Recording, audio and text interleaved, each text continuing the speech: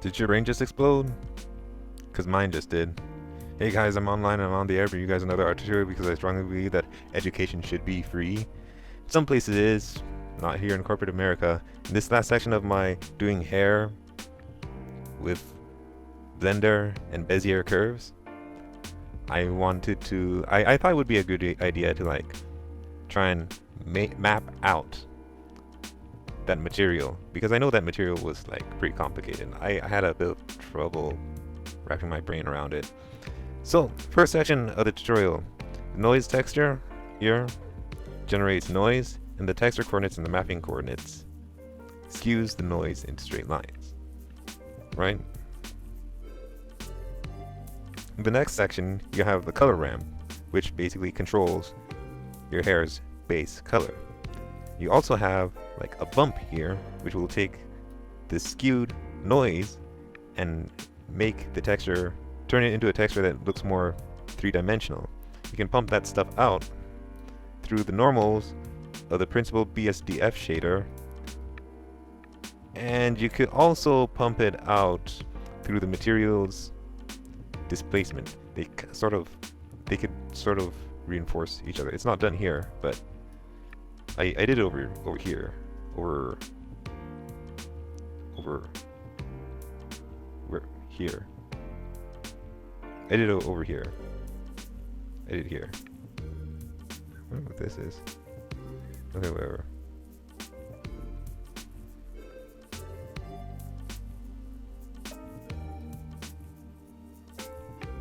And all these like mix things. There are two different mix nodes. There's a mix RGB node and there's a mix shader node. The mix RGB node mixes like the colors for everything else. The mix shader nodes just mixes different shaders like anisotropic, principal BSDS, DSDSD, transparent shaders, various things like that. Now, this gradient texture node will basically help control the mapping coordinates, the positioning information of whatever things that you're putting into your material, such as your color ramp or your noise, texture noise. In here, I am using it. What is this being used for? This is for hair roots, actually. This part of the materials to give the hair roots a different color. I did something a bit different with it over here, however. I thought it looked better with the quadratic spheres, but because I was using the quadratic spheres over here, it was messing up my transparencies over here. So I created a different set of gradient texture, a different gradient texture node in order to control the positioning information of the transparencies. Now down over here, you have your transparencies. This creates like a broader gradient, right?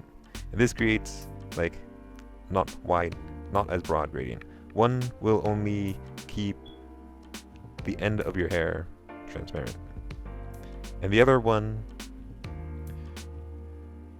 will keep like strands of the end of your hair transparent. And the multiplier also helps with the like amplifying the transparency, I think. I'm not sure.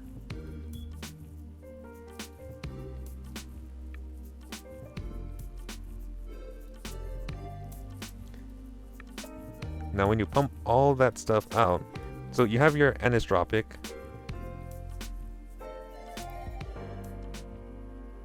which creates like a nice sheen. It makes your hair look shinier. It makes it look shiny.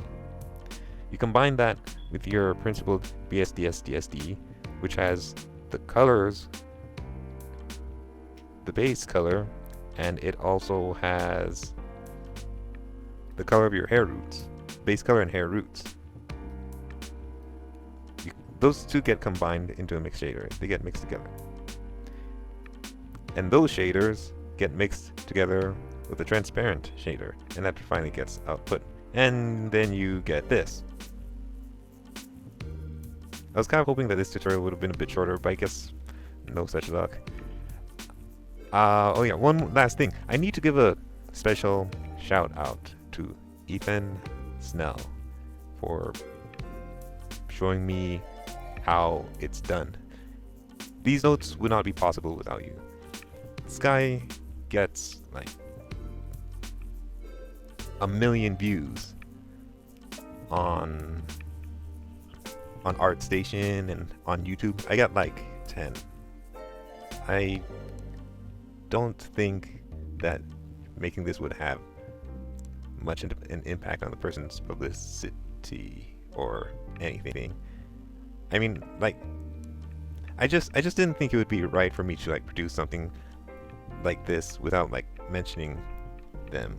Like, I know I've been told that it's not such a good idea to like direct traffic away from your content to other people's content, but it just doesn't seem right to me to like make something like this and not give credit where credit's due. At any rate, if you are new here to WRNotes, make sure to hit the subscribe button. If you enjoyed this video, make sure you drop a like, and until next time, stay creative, have fun, and good luck out there.